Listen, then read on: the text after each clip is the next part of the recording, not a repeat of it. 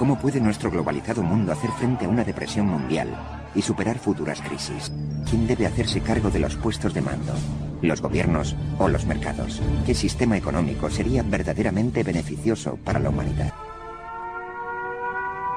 Durante los bombardeos de Londres de 1940 a 1941, los dos economistas más prominentes de su tiempo estuvieron destinados a la vigilancia antiaérea sobre los tejados del King's College. John Maynard Keynes, Friedrich von Hayek, opinaba que el intervencionismo estatal constituía una amenaza para la libertad. La controversia en torno a las fuerzas de mercado, sobre si la economía debe regirse por los precios o por la planificación estatal, ha marcado las batallas económicas del último siglo. Keynes opinaba que la economía de mercado llegaría a cometer excesos y que cuando tropezase con dificultades, los mecanismos del mercado no funcionarían. Por tanto, el gobierno debía intervenir. Hayek juzgaba el mercado capaz de autorregularse. A comienzos del siglo XX, Hayek y Keynes habían sido testigos de la primera era de la globalización. Los avances tecnológicos, como el telégrafo y el teléfono, revolucionaban las telecomunicaciones. Los barcos de vapor y las vías ferroviarias acortaban las distancias. Decenas de millones de personas emigraban sin necesidad de pasaporte. Keynes describió así este mercado global en el que las mercancías circulaban libremente. Un londinense podía encargar por teléfono mientras sorbía su taza matutina de té gran variedad de productos de todo el mundo y confiar razonablemente en recibirlos con prontitud en su propio domicilio. El asesinato de un archiduque austríaco a manos de un terrorista desencadenó una guerra mundial. Habrían de pasar casi 80 años hasta la reimplantación de una genuina economía global. La Primera Guerra Mundial segó 20 millones de vidas. Fue un cataclismo. La gente estaba desilusionada. La gente estaba resentida. Buscaba algo mejor. El socialismo, el comunismo, aparentemente prometían un mundo mejor. Tras derrocar el antiguo régimen, la Revolución Rusa se proponía crear un mundo mejor. Influenciados por las teorías económicas de Karl Marx, los bolcheviques propugnaban la destrucción del capitalismo. Lenin, el líder de la revolución, instó a los proletarios de todo el mundo a unirse en contra de la economía globalizada. La revolución contemplaba como crímenes el comercio y la propiedad privada. Durante la Primera Guerra Mundial, Keynes asesoró al gobierno británico sobre el modo en que debía gestionar su economía en tiempo de guerra. Keynes formó parte de la delegación de paz británica que negoció el Tratado de Versalles. Los victoriosos aliados exigían que la derrotada Alemania pagase el costo de la guerra por medio de lo que se dio en llamar reparaciones. Airado y asqueado, Keynes dimitió. El joven e idealista Friedrich von Hayek se matriculó en la Universidad de Viena. Reconocía sin tapujos haber sido socialista moderado durante una época. Pensaba que la preocupación por los pobres, la justicia y la igualdad podían contribuir a configurar la política del gobierno. Ludwig von Mises fue el economista más prominente de la Escuela Austríaca de Economía. Von Mises vaticinó que la nueva economía socialista soviética jamás funcionaría, precisamente porque el gobierno controlaba los salarios y los precios. Sostenía que el gran error del socialismo era carecer de un sistema de precios eficaz que enviase información a consumidores y productores sobre el valor de los bienes. En la Rusia soviética, las profecías de von Mises parecían cumplirse. El Estado controlaba la economía. Fijaba salarios y precios. Lenin tenía entre manos un desastre económico. La Rusia soviética era un país sombrío. Lenin autoriza a los granjeros a vender sus propios productos y tierras. Permite la creación de pequeñas empresas, lo que origina un renacimiento económico. Joseph Stalin introdujo la planificación central. Bajo su gobierno, el Partido Comunista planificó y gestionó todos los aspectos de la economía. Alemania y Austria lidiaban con las consecuencias económicas de la paz. Obligados a pagar las insoportables reparaciones por la guerra, los gobiernos de los países vencidos simplemente emitían más papel moneda. El resultado: inflación. Más inflación. Hiperinflación. Una barra de pan costaba miles de millones de marcos. El dinero era más barato que el papel pintado.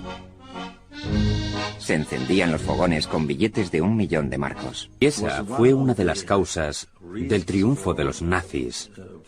En los años 20, mientras Europa aún se dolía de las heridas de la Primera Guerra Mundial, en los Estados Unidos, en las ciudades al menos, se experimentaba un auge económico. Y adquirían acciones, montones de acciones. Y por aquel entonces las acciones de mayor éxito eran las de las nuevas compañías radiofónicas. La radio era la Internet de los años 20, una industria surgida de la nada. La empresa más atractiva era la RCA, que en pocos años pasó de cotizarse de $1,50 la acción a 600. Se trataba del clásico mercado burbuja. El 24 de octubre de 1929, la burbuja estalló. La caída en picado fue imparable. La gente se encontró sin ingresos. Todo se desplomó. Y por supuesto, los bancos fueron detrás. Alrededor de la mitad de los bancos estadounidenses cerró. 3 million Americans are ex-wage earners, unemployed. And the ranks of the unemployed are to soar to 15 million. En Italia, España y Alemania marchaban a un paso diferente. El fracaso del capitalismo acrecentó la sombra del fascismo. Hitler fue nombrado canciller de Alemania en 1933. La democracia perdía terreno, y con ella el sistema de libertades. El recién elegido presidente Franklin Delano Roosevelt se enfrentaba a un desastre económico. Se crearon embalses, carreteras y parques nacionales.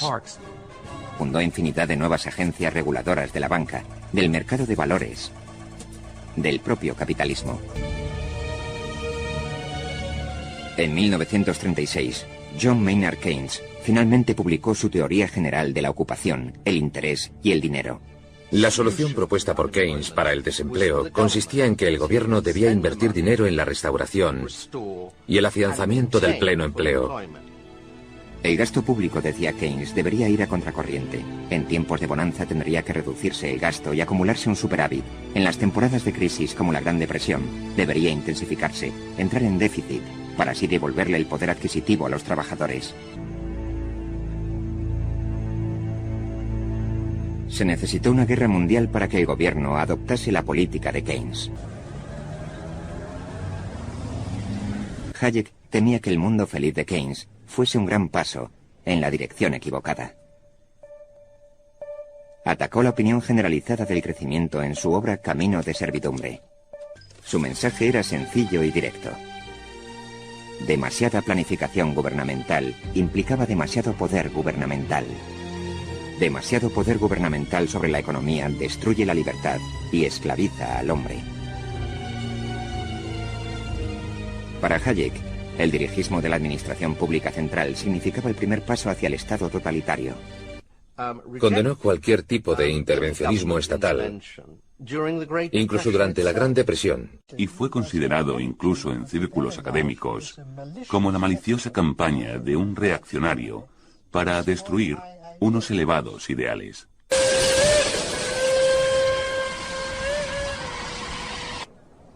En la conferencia de Bretton Woods se constituyeron el Banco Mundial y el Fondo Monetario Internacional. Fueron concebidos para conferir estabilidad a la economía mundial y prevenir situaciones como el desempleo y la depresión de la década de los 30. El idealismo y la humanidad de Keynes fueron su inspiración. Truman, Churchill y Stalin se reunieron para confeccionar un plan de paz y volver a trazar el mapa europeo. Las británicas volvieron a casa a tiempo para las elecciones generales. Winston Churchill, el gran caudillo en tiempos de guerra y presidente del Partido Conservador, esperaba una fácil victoria. Conservatives, 180. Labour, 364. Churchill ya era historia. El pueblo había votado por una nueva Gran Bretaña socialista. Los laboristas instituyeron una economía mixta, en la cual las industrias nacionalizadas coexistían con las empresas privadas. El estado de bienestar garantizaba la protección gratuita, desde el útero a la tumba. Nadie, rico o pobre, tenía por qué preocuparse por la pobreza, la ignorancia, el desempleo, la enfermedad, la salud o la vejez. Mediante el Ejército Rojo y la Policía Secreta, Stalin impuso su sistema económico en media Europa. Hayek amaba la montaña, por ello organizó un congreso en un antiguo hotel situado en la cima del Mont Pelerin, el Monte Peregrino. Uno de los delegados era un joven economista de Chicago, Milton Friedman. El mundo entero estaba ensombrecido por el telón de acero, por la amenaza rusa, por el fracaso en el establecimiento de la democracia en la Europa del Este. El razonamiento consistía en que la democracia es imposible sin una economía libre. Los aliados introdujeron una nueva moneda, el marco alemán, que sustituyese al devaluado marco del Reich. Ludwig Erhard, un hombre legendario, decidió sin preguntar a nadie y contra la voluntad de las autoridades norteamericanas de ocupación, dejar de ejercer el control sobre los precios. De la noche a la mañana desapareció el mercado negro. La gente dejó de acaparar bienes y se pusieron a la venta productos que no se habían visto en 10 años. Esto puso en marcha a los mercados con libertad de precios, y así se originó el milagro económico alemán.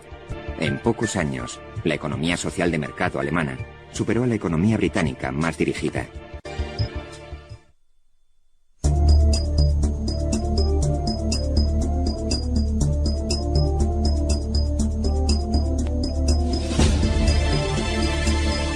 Can't get away from the fact that globalization makes us interdependent. So it's not an option to shed it. So is it going to be on balance positive or negative? ¿Quién debe hacerse cargo de los puestos de mando? ¿Los gobiernos o los mercados? India, la joya de la corona del Imperio Británico, el mismísimo símbolo del imperialismo, celebraba su libertad. Mahatma Gandhi era el padre de la independencia. Pandit Nehru, el primer ministro, deseaba industrializar la India y compaginar la democracia parlamentaria al estilo británico con la planificación estatal al modo soviético. El sector público debía ocupar lo que se había dado en llamar los puestos de mando de la economía. Por ese motivo, el acero, el carbón, la maquinaria, los bienes de capital, todos los aspectos de la industria pesada pertenecían al sector público y no a la iniciativa privada. La India se convirtió en el paradigma del desarrollo económico para las naciones recién independizadas. En todos los países en vías de desarrollo, los conceptos de socialismo, planificación, control, regulación y propiedad estatal se convirtieron en el evangelio. Por toda África, los pueblos confiaban en que el socialismo los sacase de la pobreza.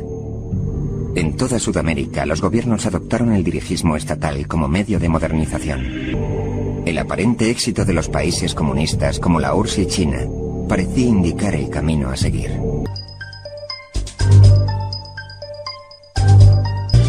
La influencia intelectual de la Universidad de Chicago llegaría a crecer. 8 de sus profesores y 11 economistas de Chicago han obtenido el premio Nobel. Milton Friedman se convirtió en el mayor exponente de la corriente económica que se dio en llamar Escuela de Chicago. La Escuela de Chicago tenía la firme convicción de que el mejor medio para controlar la economía consistía en reducir al mínimo la intervención estatal y potenciar el mercado libre. Para Kennedy, Keynes se había impuesto en la controversia. La batalla ideológica había finalizado.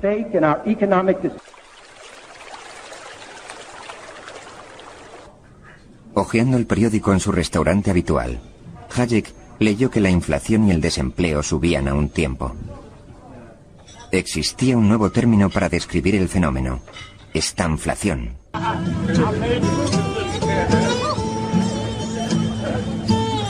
Tras los 30 años gloriosos de crecimiento, la economía estadounidense experimentaba problemas. La estanflación significó el fin de la inocencia keynesiana. Se producían dos fenómenos cuya simultaneidad los keynesianos consideraban imposible.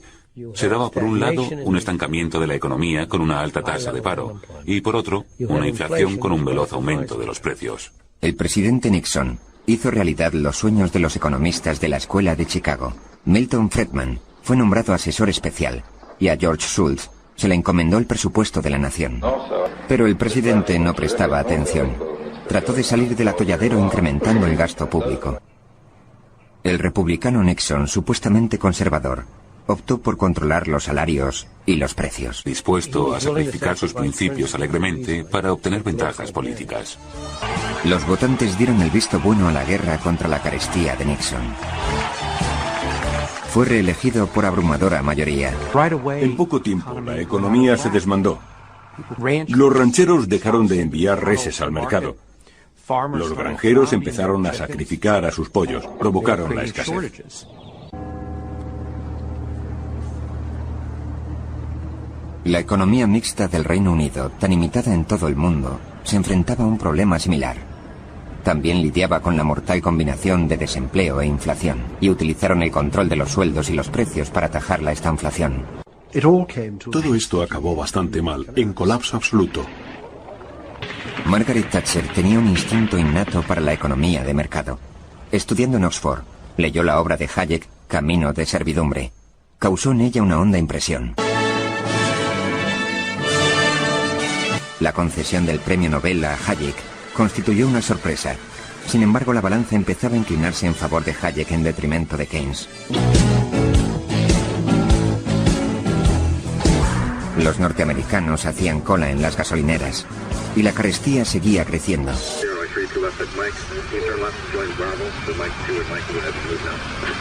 La liberalización de la economía norteamericana estaba en marcha.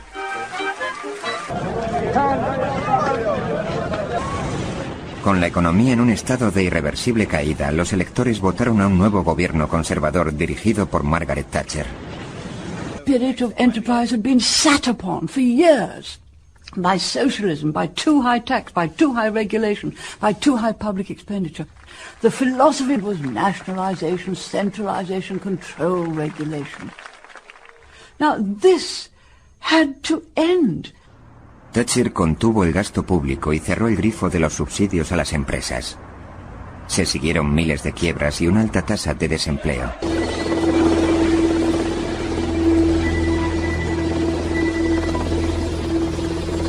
La economía estadounidense estaba en recesión. El presidente Carter hablaba de malestar y pérdida de confianza. Los esfuerzos de Carter por ajustarse a la fórmula keynesiana e incrementar el gasto público eran un callejón sin salida. Reagan compartía la filosofía económica de Margaret Thatcher. Vote for me if you believe in yourself. If you believe in your right to control your own destiny and plan your own life. Yes, and have to say with the spending of your own money. Los estadounidenses votaron por el cambio y Reagan alcanzó la presidencia. La situación era la siguiente. El único medio para contener la inflación era la contracción monetaria. Y era imposible ponerla en práctica sin sufrir una recesión pasajera. El desempleo alcanzó el 10%. En los años 80 los tipos de interés estaban hasta el 20% o más. Subieron mucho. Había costado 3 años. 3 años de creciente enojo de la ciudadanía. Pero en 1982 se había dado muerte al dragón de la inflación. Reagan y Walker habían corregido el rumbo de la nueva economía estadounidense. La economía empezó a crecer sin cesar. No me cabe duda alguna de que aquellas medidas de Reagan, la reducción de los impuestos y el hincapié que hizo en la liberalización, dieron rienda suelta a las fuerzas constructivas básicas que conforman el mercado libre. Y desde el año 83 en adelante el crecimiento ha sido continuo. So the whole efficiency of nationalized industries was running down. Why should they be efficient? They had access to the treasury purse. Thatcher puso fin a su dependencia de los subsidios estatales y la sometió a la disciplina del mercado. Uno por uno, el gobierno de Thatcher puso todos los puestos de mando de la economía británica en venta. La electricidad, el teléfono, el petróleo, el gas, el carbón, el acero, el ferrocarril, las líneas aéreas, incluso el agua. En poco tiempo, 2/3 de la industria estatal habían pasado a manos del sector privado. Si se contempla la totalidad del siglo XX en perspectiva, se observa un gran ciclo. A principios de siglo, lo ortodoxo era menos Estado. En los años centrales de la centuria, obviamente, la ortodoxia era más Estado. Y ahora, en las últimas décadas del siglo XX y en la entrada del nuevo milenio, hemos regresado prácticamente a donde estábamos a principios de siglo. Los terribles sucesos del 11 de septiembre demostraron cómo todo un mundo puede sumirse profundamente en la recesión. Durante buena parte del siglo XX, se culpó al mercantilismo de los males de la inflación, la recesión, la depresión y el desempleo generalizado. El mundo cambió de opinión. En la Unión Soviética y sus satélites. En los emergentes mercados asiáticos. Y en las economías predominantemente estatalizadas de Latinoamérica. Communism was in the world over, gaining by its main methods military threat from military might. El influjo soviético se desplegaba por toda la Europa del Este. En África y Latinoamérica, el socialismo, la planificación, el control y la propiedad estatal se convirtieron en el evangelio. En Asia, el supuesto éxito de la China comunista parecía marcar la pauta. Pero la realidad de la economía soviética permanecía velada por el telón de acero.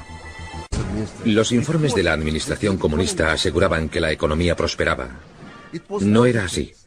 Tras 7 décadas de comunismo, la economía soviética resultaba ser deficitaria, y su nivel de vida infinitamente menor que el de Europa occidental.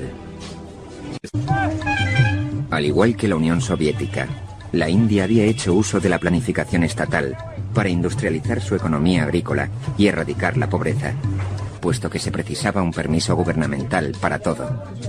La India se convirtió en sinónimo de papeleo y burocracia. Nos costaba entre 12 y 14 meses y unos 50 viajes a Nueva Delhi obtener la licencia de importación de un ordenador de $1.500. Cada licencia, cada permiso se conseguía por medio de corruptelas. Para proteger a su industria manufacturera, la India cerró las fronteras a la importación. Debido a este proteccionismo, el pueblo hindú obtenía bienes y servicios de muy mala calidad a precios muy elevados. En Hispanoamérica, gobernantes radicalmente diferentes compartían el recelo de la India por la economía mundial. En los años 40 y 50, en Argentina, Juan Perón y su esposa Evita. En los 60, el carismático líder de la Cuba comunista Fidel Castro. En los 70, el presidente de Chile, el marxista Salvador Allende. Latinoamérica parecía condenada a la pobreza perpetua. Te sustraes al flujo de la tecnología, de la investigación, del conocimiento. En lugar de avanzar, retrocedes. Puesto que no se sienten amenazadas por la competencia, las empresas son indolentes, poco competitivas, elaboran productos mediocres y caros. Llamé a Milton Friedman y lo invité a visitar Chile. Pasé allí 5 días pronunciando una serie de conferencias en torno al problema chileno. Afirmó que un gobierno represor no podía durar mucho tiempo en el seno de un auténtico sistema económico libre. La Junta Militar recurrió a los chicos de Chicago para salvar la economía. Se privatizaron 500 empresas estatales. Se recortó el gasto público. Se abolieron los aranceles aduaneros. Se dio rienda suelta a los mercados. En vez de sustituir las importaciones, lo que nosotros queríamos era abrir la economía, terminar con los controles de precios artificiales. Lanzamos una tasa de desempleo del 30%. El crecimiento económico chileno llegó a ser el más rápido de Latinoamérica. La economía de libre mercado les abrió el camino hacia una sociedad libre. La brutalidad del régimen pinochetista no condujo al entusiasmo por la reforma en el resto de Iberoamérica. Hizo que la izquierda asociara reformas en el mercado por un lado, con gobiernos autoritarios por otro. Cuando Mikhail Gorbachev se alzó con el liderazgo de la URSS, estaba consternado por el declive económico. Обеспечить женщин колготками. Вы представляете, страна, которая самолеты, космос, спутники летают, все могла сделать, такую оборону создала и не могла решить проблему колготок женских. Куда же дальше ехать уже? Зубной пасты нет, стирального порошка нет, того самых простых вещей для жизни людей. Это невероятно. Стыдно просто было работать в таком правительстве. перестройка, это были реформы со ставкой на эволюционные перемены, политические перемены, создание инфраструктуры для рыночного хозяйства. What I'm describing now is a plan and a hope for the long term. The march of freedom and democracy, which will leave Marxism, Leninism on the ash heap of history as it has left other tyrannies which stifle the freedom and muzzle the self-expression of the people. Up to that time, the whole doctrine had been one of contained communism. That wasn't enough for Ronald Reagan and me. And we thought we should make it quite clear to communism that it could and would never win, and that we would go and fight the battle of ideas between what the free world had to offer compared with the dictatorship and tyranny and cruelty of communism. To było ważne wydarzenie w stosunkach. 10 millones de polacos se afiliaron a Solidaridad. Bajo el liderazgo de Walesa, Solidaridad se convirtió en el principal opositor al comunismo. 1981. Tras año y medio de huelgas y disturbios, el gobierno impuso la ley marcial. A Walesa le fue impuesto un arresto domiciliario. Cuando Thatcher visitó Polonia en 1988, exigió al gobierno socialista que le permitiera entrevistarse con Lech Walesa. Los obreros de Solidaridad escoltaron a la señora Thatcher hasta una iglesia. Tego zwycięstwa, gdyby nie było tego spotkania, na pewno. Bo byłaby przerwa, albo jeszcze utrudnienia większe, albo zniszczenie nas. A medida que las economías comunistas se enfrentaban a problemas cada vez más irresolubles, reformistas y economistas del ámbito soviético comenzaron a buscar soluciones y alternativas en el exterior. Se fijaron en el milagro económico de Asia, en lo que estaba sucediendo en Estados Unidos y Europa Occidental, e incluso en lugares tan lejanos como Latinoamérica.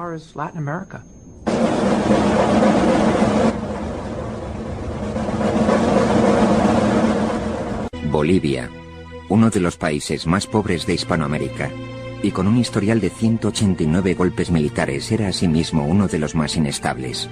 El problema enraizaba en la situación financiera del Estado. Este gastaba 30 veces más de lo que ingresaba en concepto de impuestos. En 1982, una crisis financiera en México provocó una reacción en cadena que convirtió los años 80 en la década perdida de Latinoamérica. A sus 29 años, el economista Jeff Sachs se convirtió en uno de los profesores numerarios más jóvenes de la historia de Harvard. Cuando llegué a La Paz en julio de 1985, la tasa de inflación estaba en torno al 60.000%. La terapia de choque certificó la muerte de la teoría de la dependencia. Se cortó de raíz el gasto público, se abolió el control de precios, se eliminaron los aranceles sobre la importación, se cuadraron los presupuestos generales del Estado. Adoptamos medidas sencillas, nada de pedir prestado al Banco Central, de modo que éste no tenga que emitir moneda. Hubo una gran influencia en la puesta en marcha de la reforma económica en toda Latinoamérica. En Brasil, un profesor que de hecho predicaba la teoría de la dependencia, desarrolló un plan de reconversión económica muy similar a la terapia de choque. Argentina padecía una inflación del 20.000% y el nuevo presidente dijo: esta película ya la hemos visto. Se puso en contacto conmigo un funcionario del gobierno polaco que había observado las reformas económicas de Bolivia y después mi trabajo en Argentina y Brasil. Finalmente me pidió que fuese a Polonia para ayudar.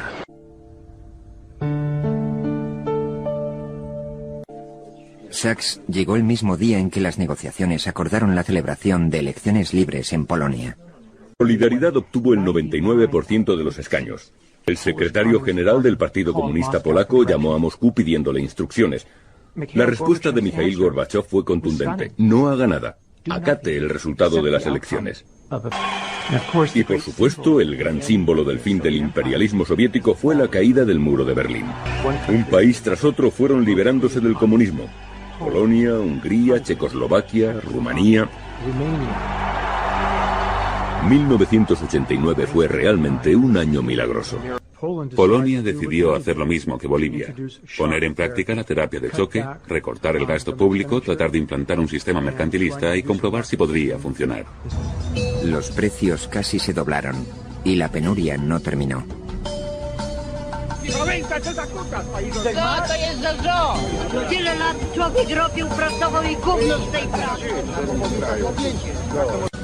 Unos días después, los granjeros empezaron a llevar sus productos al mercado. Los huevos salieron al mercado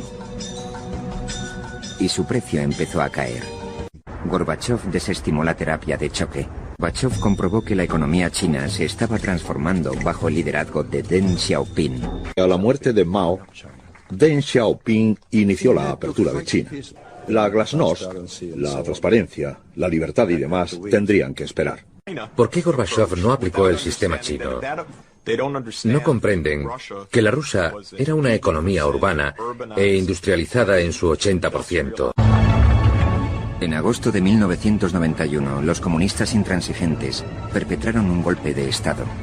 Boris Yeltsin se convirtió en el adalid de la resistencia democrática. El golpe fracasó. A finales de diciembre de 1991, Mikhail Gorbachov compareció en la televisión soviética. Comunicó a los telespectadores que la Unión Soviética dejaría de existir legalmente en solo unos días. Boris Yeltsin era el presidente de Rusia. A diferencia de Gorbachov, Yeltsin tenía prisa.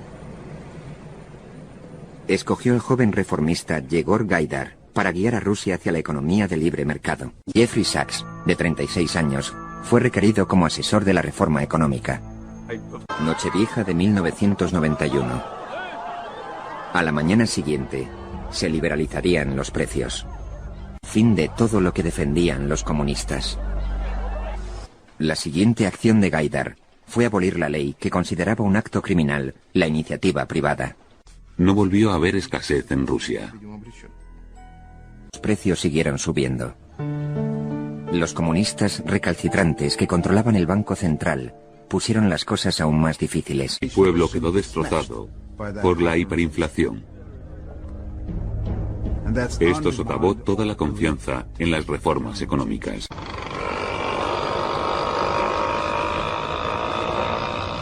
El derrumbe de la Unión Soviética fue uno de los factores que más influyeron en la reforma económica de nuestro país. Planificada por los burócratas y aislada del comercio internacional, la economía hindú estaba estancada, era ineficaz y estaba endeudada.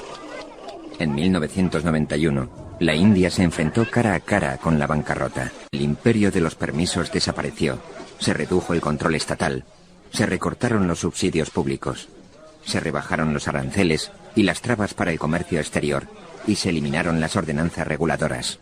Estimulamos la competencia. La industria hindú experimentó un gran auge. Se creó una cantidad de puestos de trabajo sin precedentes. Fuimos capaces de controlar la inflación y la economía crecía a una media del 7% anual, de modo que nuestros detractores tuvieron que callar.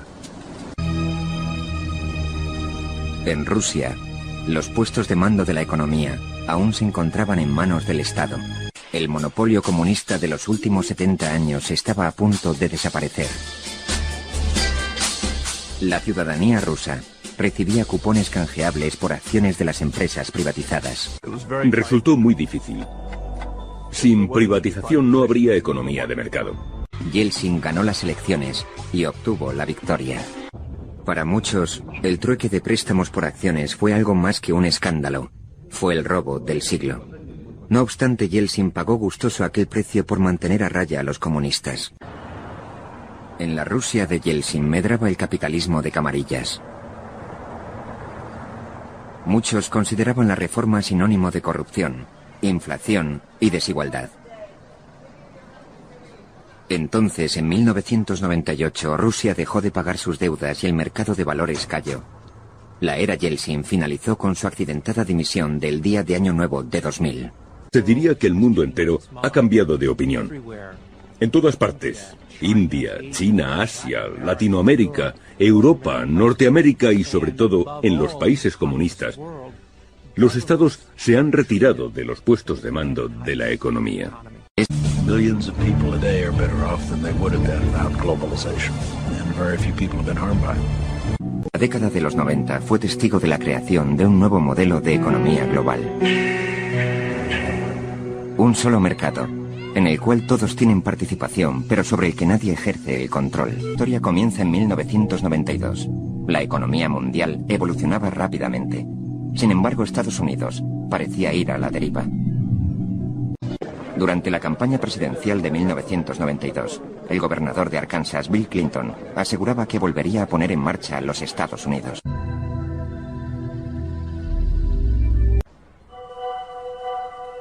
Según sus partidarios, el comercio significa la expresión de un concepto. Los mercados libres generan riqueza, aúnan a las naciones y contribuyen a la construcción de un mundo más próspero y más seguro. NAFTA llevó aquella idea al ámbito político. I tell you, my fellow Americans, that if we learn anything from the collapse of the Berlin Wall and the fall of the governments in Eastern Europe, even a totally controlled society cannot resist the winds of change that economics and technology and information flow have imposed in this world of ours. El 60% de los congresistas demócratas votaron en contra del NAFTA. Solo fue posible aprobarlo con el apoyo republicano. Tras el refrendo del NAFTA, miles de empresas extranjeras abrieron fábricas en el norte de México. La suscripción del NAFTA y la adopción del libre comercio por parte de México se inscribían en una transformación más amplia. Just the trade agreement with the United States has moved our total trading, which was 6 years ago $40 billion, today is $280 billion in just 6 years. El estado de California gestiona uno de los más nutridos planes de pensiones de los Estados Unidos.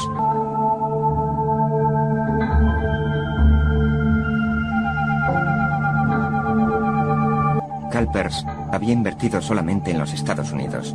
No obstante, en la era de la globalización, eso cambió. Los fondos de pensiones se convirtieron en el caballo de batalla de la economía global, ya que en ellos estaba el dinero. El mismo día en que el NAFTA entró en vigor, los rebeldes zapatistas se alzaron en el sur de México. Poco después, el candidato presidencial favorito fue asesinado. Por temor a la inestabilidad, la inversión extranjera empezó a retirarse.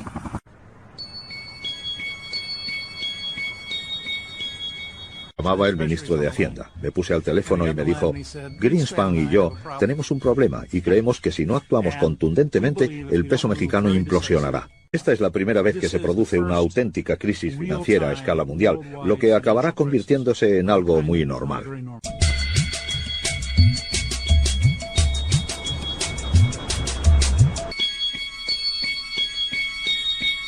If we don't do this, Mexico will certainly fail.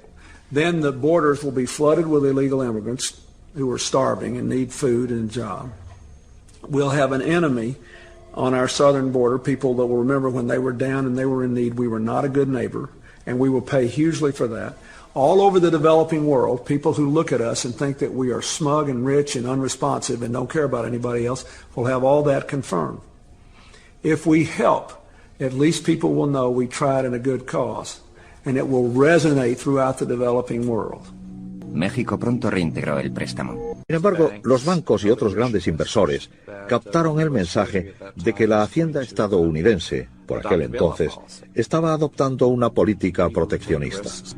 De igual modo que obtienen beneficios, deberían arrostrar las pérdidas. Resulta difícil de creer que a comienzos de los 90 el correo electrónico fuese algo prácticamente desconocido, que casi nadie dispusiera de él. El precio de las comunicaciones telefónicas cayó, el número de llamadas telefónicas se disparó y la gente está conectada de un modo sin precedentes. En las remotas aldeas de la India, los granjeros llevan sus cosechas al mercado, tal y como han hecho durante generaciones. Pero una conexión a Internet les asegura que cobren por sus productos el precio internacional. Una tarifa fijada en la Bolsa Mercantil de Chicago, a casi 13.000 kilómetros de distancia. Creíamos en el socialismo porque pertenecíamos a otra generación. Pero después me di cuenta de que si quieres erradicar la pobreza, no debes hacerlo redistribuyendo la riqueza preexistente, sino creando más riqueza. Mi concepto de la globalización es el siguiente: producir donde resulte más barato, vender donde sea más rentable, obtener el capital de donde éste se encuentre sin preocuparse por las fronteras.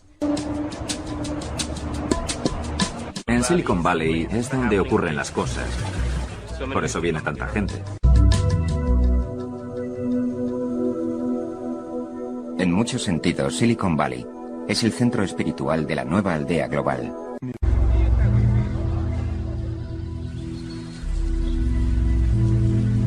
Se prevé que el 80% del futuro crecimiento económico mundial se dará en las ciudades y no en el campo.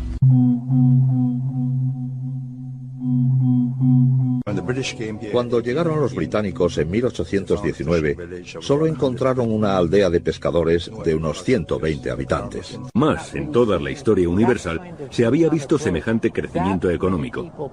Tanta gente saliendo de la indigencia. A mediados de los 90, muchas economías asiáticas tenían la increíble tasa de crecimiento anual del 10% o más.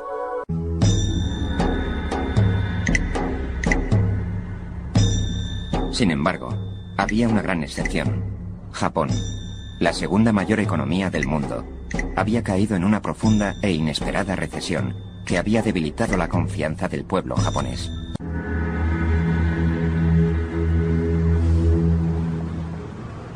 Hubo un tiempo en que la economía japonesa parecía imparable. Japón, el gran exportador, era proteccionista con sus industrias. La producción para el consumo interno no es nada competitiva. Así que tenemos un sistema capitalista basado en el mercado, por un lado, y por otro, un sector muy socialista, muy igualitario. La burocracia estatal japonesa desarrolló una economía muy regulada.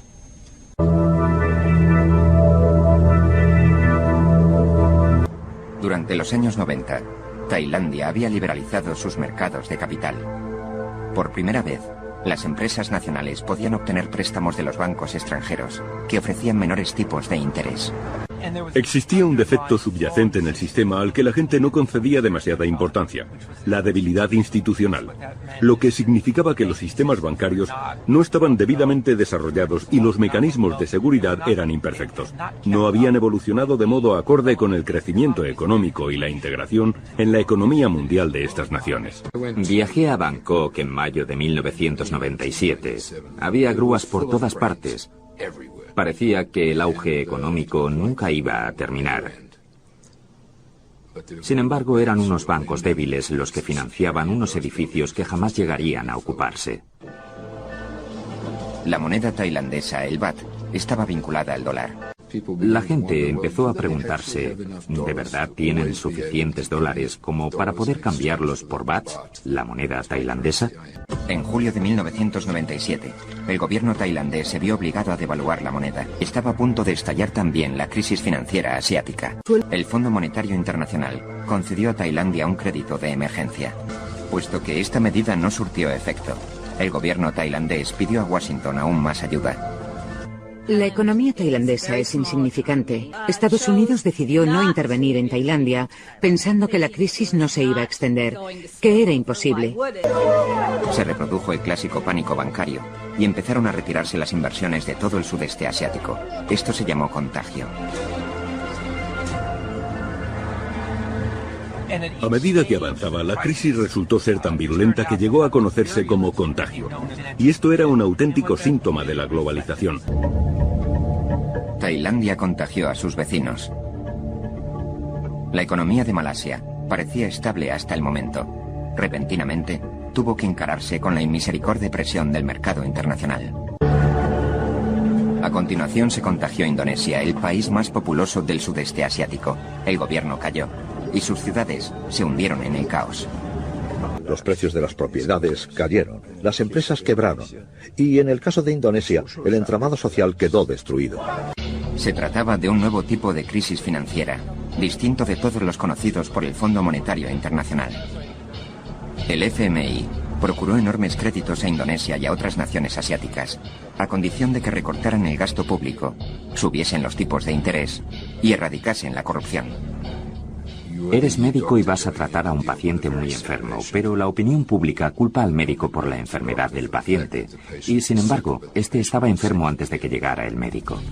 Según algunos líderes, las condiciones del FMI desprendían olor neocolonialista. A finales de 1997, la plaga llegó a Corea del Sur, una de las economías más florecientes del mundo. En la última semana de diciembre de 1997, la 11ª economía del mundo, que era Corea, disponía grosso modo de una reserva de 4.000 millones de dólares y estaba gastando hasta 1.000 millones diariamente.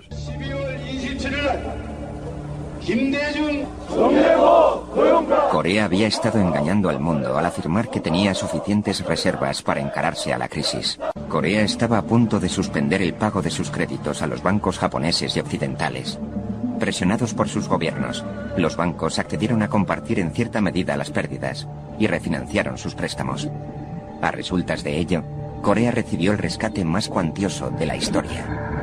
Hasta el 11 de septiembre existía el convencimiento de que esta tendencia hacia la globalización era irreversible. A partir de entonces, se admite la posibilidad de un cambio de tendencias. Los mercados creían que el contagio se había detenido en Asia. El capital continuaba circulando por el resto del mundo. Una parte de estas inversiones llegó a Rusia. Los inversores habían pensado: Rusia ha sido una superpotencia. Posee una gran cantidad de misiles y de cabezas nucleares. Es imposible tener problemas financieros en Rusia, puesto que el resto del mundo, los países ricos, sacarían de apuros a Rusia. Pues bien, se equivocaban. Rusia suspendió el pago de su deuda externa. Su moneda cayó en picado. Los inversionistas de todo el mundo estaban atónitos. El contagio se estaba extendiendo por todos los países en vías de desarrollo. Como dijo Rubin, jamás habíamos visto una cosa igual. Es decir, quizá hubiesen observado este fenómeno durante la Gran Depresión, pero no se había desencadenado tan rápidamente. La crisis ya había llegado a los Estados Unidos. Long Term Capital Management, o LTCM, un fondo de inversión a largo plazo, gestionaba directamente $100.000 millones en valores de todo el mundo.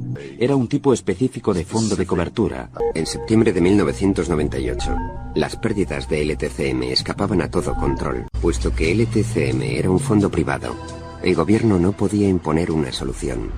Los bancos accedieron a aportar capital propio para rescatar a LTCM. El fenómeno originado en Asia ya había llegado a Brasil, la octava economía mundial. Sin embargo, en esta ocasión, la situación se había previsto solicitando un paquete de créditos. El gobierno brasileño recortó sus gastos y emprendió reformas.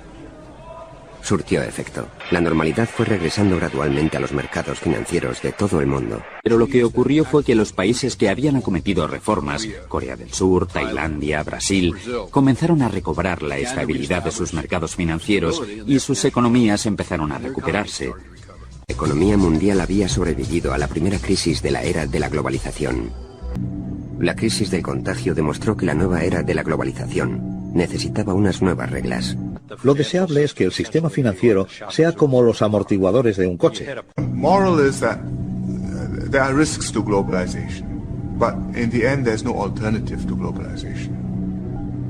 So don't let your banks lend recklessly. Don't allow bubbles to get out of hand. Keep prudent measures, sound economic policies which will inspire confidence and maintain confidence, so in a crisis people will know that you will stay the course and won't panic and be up and off. It's easier said than done, but these are the principles you have to follow. Culpó a la barata mano de obra extranjera. Puso como ejemplo esta fábrica china, en la cual los obreros perciben 5 euros diarios para fabricar unas bicicletas que antes se producían en los Estados Unidos. Siempre resulta difícil convencer a alguien de las bondades del mercado libre. ¿Alguien ha dicho alguna vez el día de Navidad: gracias a Dios, si no hubiera mercado libre solo habría podido comprar la mitad de juguetes a mi hijo? La invisibilidad de sus efectos beneficiosos y lo evidente de los perjuicios ocasionan un problema nefasto para la economía política del comercio. La globalización no es la causa de la pobreza del mundo, pero sí nos ha hecho reparar en ella. Hace 200 años todo el mundo era pobre. Solo una relativamente pequeña parte del mundo logró lo que los economistas llaman un crecimiento económico moderno. Esos países solo representan una sexta parte de la humanidad y 5/6 partes del mundo se componen de lo que llamamos países en vías de desarrollo, de 30.000 euros per cápita a 300 euros per cápita. La razón por la cual las mercancías circulan sin problemas en la economía de mercado norteamericana y los títulos por todo el mundo es que tienen pasaporte. Pero no funciona en nuestro país ni en la mayor parte del tercer mundo, puesto que carecemos de algunos de los elementos cruciales que Occidente adoptó en los siglos XVIII y XIX, como los derechos de propiedad, sin los cuales es imposible que funcione el sistema capitalista. One of these people that believes that economics solves all problems, but if people know they're taking care of their children, and if they have a personal interest in maintaining the peace, It's just easier for them to manage life's difficulties.